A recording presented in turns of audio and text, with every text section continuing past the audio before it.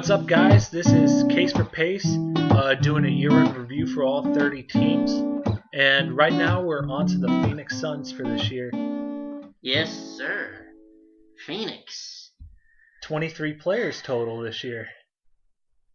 And good night. No, Yeah. I'm kidding. That's kind of where it's going. Yeah, Phoenix is bad. Let's just put it that way. They were the one team this year that I knew was going to be awful. They were the one team. I knew that Philly was going to be bad. They're doing their process, their thing. Phoenix has gone from bad to worse, and they've gotten tremendously worse. And it'll probably get worse next year too. Yeah. No, this is just a mess. Honestly, this whole team is a mess. They don't have a coach. Their GM is an idiot, I guess. Like, he admitted it too. He came out and admitted I'm really stupid because it's just this team is just a mess. Let's start going off the top of it. 48 and 34, something like that. They were 48 and 34 back in 2013, I think, wasn't it? Yeah. The year they had the point guard trio. They were a game off of making the playoffs. They almost had it. They had one of the best records. Didn't they have one of the best records ever? Did not make the playoffs. Yeah. Oh my goodness! And what a turnaround that has. Subsequently, from that, they've gone from 48 wins to 22 wins in the course of 2 seasons. They traded Isaiah Thomas away for nothing. They traded Dragic away for nothing, and they kept Bledsoe, who's had a lot of knee problems. They got Brandon Knight. They had Morris at the beginning of the year. Yeah, they had Markieff Morris. They had Marcus Morris. They traded him. You figured when Morris started getting crappy with the coach and the owner. Oh God! This chemistry was about to go downhill. This chemistry is the most messed up I have ever seen. Apparently, Bledsoe and Knight hate each other. They're already trying to throw each other out. Those are your leading scorers on this team. Those are your two guards. That's your starting backcourt. Those are the two at each other's throats already. And then you've got Markieff Morris choking Archie Goodwin on the bench. He choked his own teammate. I don't think it gets much worse than this, guys.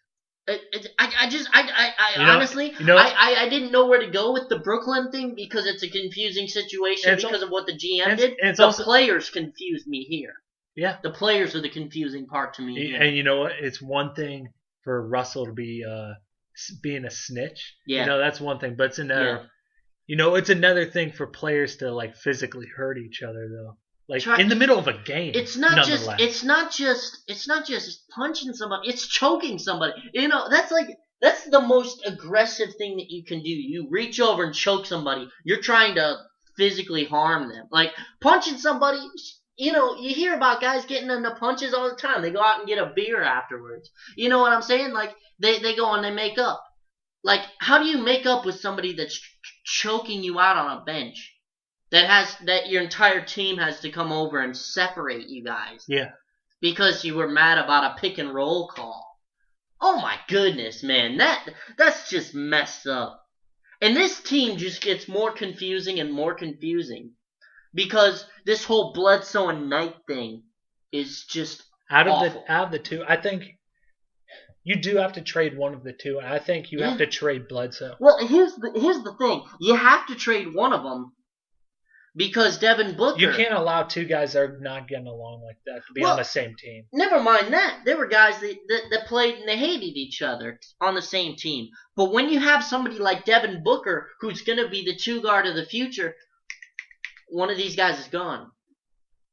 Now that helps. That helps because you got a guy like Bledsoe, who if you trade Bledsoe, you could have some honest trade value out of that. You could get some trade value out of that.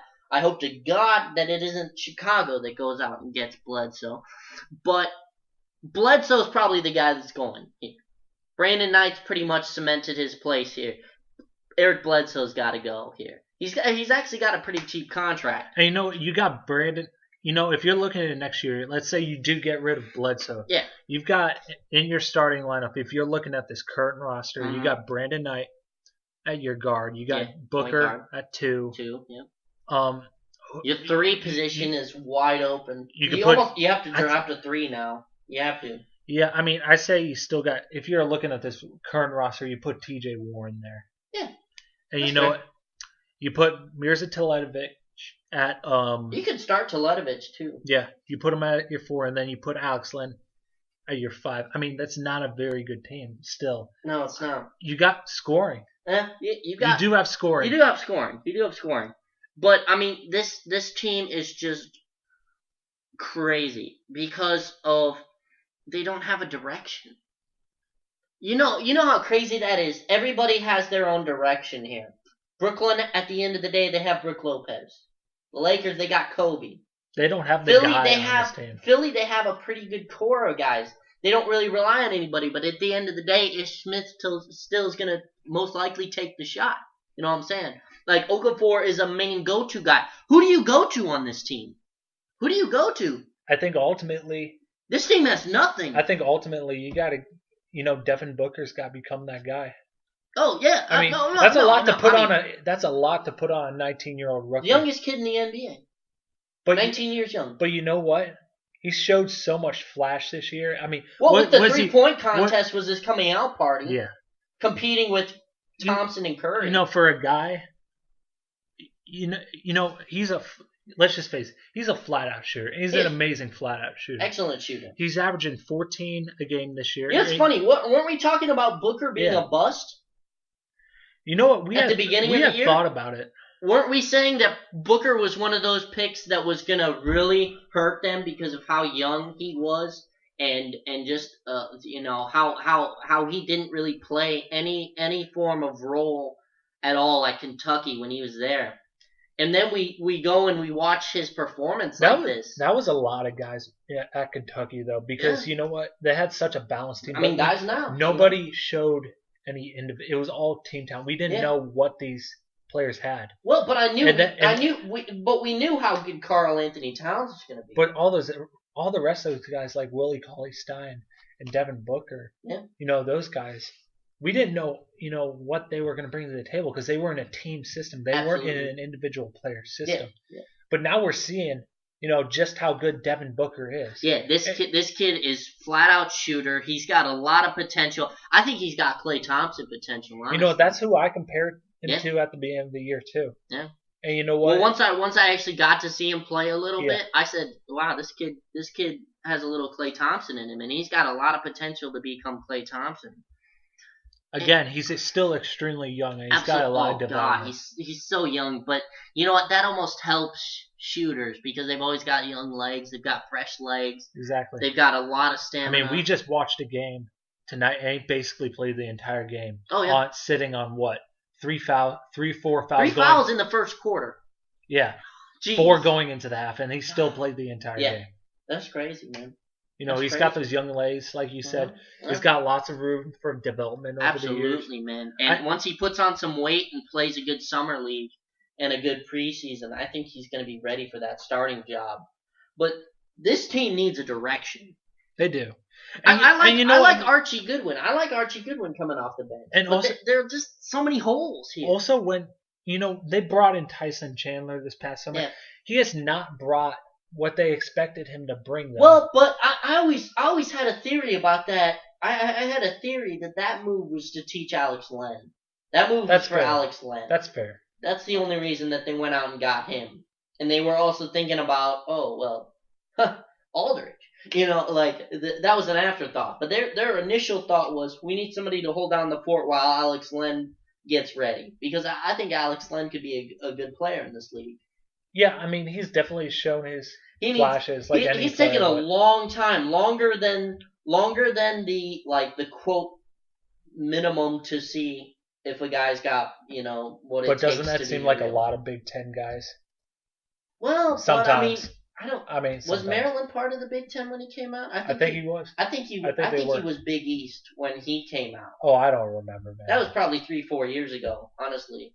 That might have been 2012 or 2013 when he came out. He was a 7th overall pick, I think. But, you know, it was just, it was a little different. And Maryland's always produced some half-decent players. But, man, I mean, he's just taken a long time to develop. I agree. And, yeah, this is his 3rd year in the league. If you're thinking about it, do they have an upcoming pick in this draft? Absolutely, yeah. They've got a couple. They still have a chance to possibly go for I think they have Washington's pick, too. That's good. So they got a couple top 10s that they can work with here.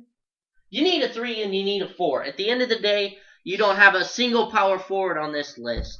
I mean, you don't have Teletovic, but then again, he's a 3-4. He's a stretch 4. Yeah. But they do not have a single 4-man on this roster. John Lure's your 4. The only 4-man, and he's... yeah, John Lure. Yeah, he's something else. Yeah, he's not the best Wisconsin player that's come out. By far. I think Sam Decker on the bench has been better. But, ouch. I know, I'm being salty. But, man, this team is just a nightmare. Honestly, just looking at it, it's just a nightmare. Like, Archie Goodwin has a lot of off-guard potential. I think if you're looking at staple holds for the future, though, if you want guys that you want to be able to rely on for the future, it's definitely got to be guys like Lennon, Warren, and Booker. Yeah, and I'd say Brandon Knight. Yeah, and Brandon Knight. You know, we keep overlooking him, too, but he's Warren's great, man. T.J. Warren is fantastic. There's no leader on this team, though, especially with the fact that all those incidents happening earlier in the year. Well, the worst part is there's no coach. Yeah. There's no responsibility being held. I mean, the entire coaching system got overhauled. This isn't just Hornacek getting fired. They demoted 2 of their assistant coaches halfway through the season. When they fired Hornacek, they demoted 2 of their assistant coaches and brought Earl Watson up to be the head coach. Yeah. Former point guard. Good point guard. But he's untested. He's a young coach. He's an interim coach. First of all, you need a coach. Who would you bring in as a coach to teach these guys? I mean, who is there that you could rely on? You'd almost have to get a college coach at this point. Yeah. Who would you bring? I mean, you could take a chance on Brian Shaw or somebody, but I think he's probably the best option. Yeah, but I mean, you know, who? I mean, you know what? For him to not even be really given a chance with the Nuggets, I think he's an assistant now. Where at though? I forget where he is at now. You know what? I think the situation that he got put in Denver was really unfair. It was tough. I mean, it was a rebuilding type of thing. That's his first year as a coach, as a starting, as a head coach after being so many years as an assistant. Yeah, is really unjust the position he was put in. Considering he was such a great assistant for all those years. Yeah. I think he needs another chance. I think because I think he could. I get that. He's definitely a coach that could definitely thrive. You could also say somebody like Mark Jackson too. Yeah. I mean, they're just options. I wouldn't go with Tom Thibodeau or somebody like that. I mean, no. He stunts the growth of the young guys. But, man, I mean, I think, first of all, this team needs a coach. And their GM's just done a horrible job. They traded away all of their stars and got chump change for them. And then they signed really poorly. I mean, their big signing was Mirza Teletovic this year. And I guess you could make a case for Tyson Chandler, but that's it. They drafted pretty well. They got a good player in Booker, but they didn't really get anything. They traded away so many of their assets, and then they were forced to trade away Markieff Morris they got a first round pick, but I mean they didn't get a player out of it. They got a pick. I think they got a second round pick too or something, like maybe conditional. I'm not entirely sure about that one, but I'm pretty sure they have Washington's first round pick. They might have Milwaukee's, because you remember they made that Brandon Knight deal to bring Brandon Knight over. You've got a couple. Instead, you've got a couple top 14 picks here. Yeah, no, I think they have Milwaukee's pick and not Washington's. I think they got 2 second round picks from Morris. So I think they have a first round pick from Milwaukee this season. So, but I mean, you've got so many holes. You need to fill the 3 spot, and you need to fill the 4 spot. You need a power forward on this team. But that's kind of the problem. Who would you go get? Because there wants really to play in Phoenix. Well, no, I mean it's not even that. That's not the problem. It's who's good enough in this draft that you could say. I'd say if you had a chance, you'd get Ben Simmons because this team is 3 or 4 years away anyway. You know, this team is pretty far away. That kid from Cal, I mean, he could come in and be pretty good. Buddy Hield might still be on the table at this point. You got plenty of options. You got plenty of options here, and you need to make the right pick. What about that one guy from? He's not a 4, I don't think. What about that one guy from Virginia? You know what I'm talking about. I don't think Brogdon. He's not a high pick in this. You wouldn't say?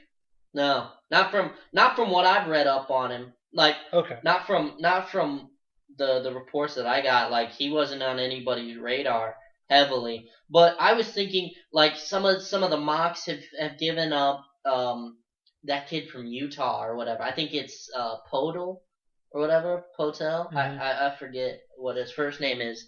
But he's that 7'1", 220 guy from Utah.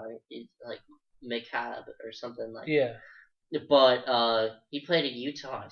7'1", 220. They say he's kind of got Porzingis-esque style. I'd say more like Moni Eunice, honestly. This team just needs defense. And they need a presence down low. Jakob Poeltl, I think is his name. You know what? They need a defensive presence really on the do. 4 and 5. They do. And you know what? But, I mean... I know Televich is a good player. But he's not. He'd be a great bench player. He's not a defensive presence. No. So he's not. But he could give you 20. You know. Yeah. He could give you 20. Exactly. In a night.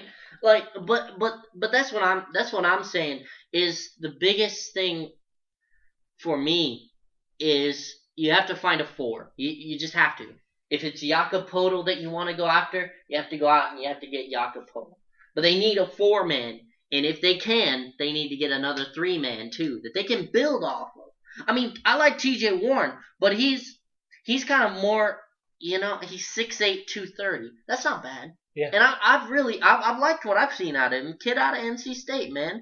He really did, and he's improved. He's shooting 40% from 3 this year. He was averaging 11 points and 3 rebounds, with only 0.7 turnovers. So a low turnover guy. He's a pretty good scorer. And he did a lot of different stuff at NC State. Mm-hmm. He was their rebounder. He was their facilitator. He was kind of their scorer. He did a lot of different things. Kind of reminds me of C.J. McCollum. But C.J. McCollum was a guard. T.J. Warren was a forward, like a power forward there. Yeah. So, but I think T.J. Warren could do it. But now you need to get a 4. You need to get something, and you need to solidify your prospects. Get a couple good prospects here. Trade Eric Bledsoe and maybe PJ Tucker and see what you can get out there in the open market. That's my best advice because you need to trade Eric Bledsoe away. I don't know who you go after in free agency. It's interesting. It is interesting. I mean, they got the money to make a push for Durant. Because what? We know that's not going to happen. It won't happen. Because that's just ridiculous. But like, what forwards are out there though? Man, I mean, You do have Pau. You do have Pau Gasol, but I mean, do you really want another old guy that's just going to be there a couple years? You need a younger team.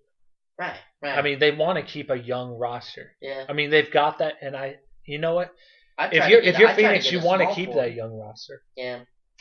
I mean, there are a lot of options. Like you could do some sort of package deal with Boston. They've got a huge slew of players and picks that you can go for. You can even get another pick for these guys. Like, yeah. You can go out and get a role player and another pick for those guys put together. And Eric Bledsoe would be another scoring defense, kind of gritty, get down in the trenches. I think he's got a couple triple doubles too. So he does a lot of different stuff. He gets out in the passing lanes. His biggest question, he needs to stay healthy. They need to make a good trade for for Bledsoe. They need to make a good trade. They can't just let him. They can't let him go for nothing. This is the third head of their point guard dragon. This 3-headed dragon that everybody was talking about. How dynamic it was. And it was. This is the third. It was pretty good. It was okay. It wasn't great. But it was okay. They didn't give it time. Good enough. They didn't give it time for them to figure it out. Well, I think that's the big mistake that they made. Honestly, the biggest mistake was that they made was alienating Dragic. They alienated all of their guys, and then they had to give them up for basically change. Like they didn't get anything real. They didn't get anything good. They just had to kind of blow their team up here. But it was the way that the GM handled it. It was the way that the coaching staff handled it. At the end of the day, this is a top to bottom problem. In their front office organization, they need to draft well here. They need to get a good coach. This is honestly a critical year. This is a critical season. They will never have this many draft picks. They messed this offseason up. They're going to stay in this 5 years down. Yeah. 5 years down the drain with this offseason here. They need to make the right move. They need to draft well. They need to scout well. They need to get a coach, because if they don't get a coach, they're going nowhere. Honestly, even Jeff Van Gundy is not that bad. You need to get somebody seasoned. I'm tired of this rookie stuff. Enough with the rookie coaches. You need to go out and you need to get a veteran coach who knows what they're doing. And who... if George Karl gets fired, you go out and you get George Karl. If Popovich walks, you go out and get Popovich. You know what I'm saying? Like, you go out and you go out and make a move for the coach that's available at this time. A good coach that's available. You need to go out and you need to get one. A seasoned coach. Because you can't be wasting time trying to teach a young coach how to coach when you have a team that needs to be coached. You can get away with it in Oklahoma City. Because they've got the talent to do that. They've got the talent. This team doesn't have the talent. How much coaching do you need to do in Oklahoma how much coaching City? do you really need when you got two guys like two Russell superstars? And Durant? You don't need much coaching. You can work into this team it slowly. Needs coaching. They've got great assistant coaches to help too that have experience. They need They need a coach that's going to develop Yeah. Knight into a leader on this team. Yeah. They need a coach that's gonna stabilize this team. That's gonna bring a good influence, a positive influence. My pick's Mark Jackson. They need to. You know what? Mark Jackson's a fantastic pick. He was a point guard. Yeah. He was a really good point guard. Good point guard, man. He ran a pretty good system. I think he's perfect for a guy like Brandon Knight. I could see this system working with the players that he's got. A Mark Jackson-esque system here. I could see it working here in Phoenix. But Phoenix needs something. And they cannot settle. They can't screw up this offseason. They can't screw up and they can't settle. They cannot settle here. They can't let Bledsoe go for nothing. No. I mean, he's not a free agent. I think you have a couple more years on his contract. So you have to make a move now. You have to trade him now and try to get some assets at some point. There are teams that don't have anything that would very happily take a guy like Bledsoe. I agree. You have to make the right moves. You have to make good decisions. I could see somebody like Bledsoe going to maybe Brooklyn or something along that line. A team that needs another guard or needs another influence. I could see Bledsoe going to a couple teams, but this is the first. Actually, funny enough, it's our first talk of a trade going down here. But they need to simplify. They need a coach, and they need to make some good moves in this offseason. Otherwise, they're in a lot of trouble, and it's going to be a perennial trouble. Not just 1 or 2 seasons. This is going to be perennial trouble. It could possibly be as bad as Sacramento. Very detrimental, where you just get into this loop of just garbage after garbage after garbage. Right moves, man. They need to make it. Absolutely. All right, guys. That is our conclusion on Phoenix, and we're doing this as a review of all 30 teams for their season review. And just like and subscribe, and we'll be back with more reviews of teams. Absolutely. We're having a ball, and hopefully you guys are too. Thank you, guys.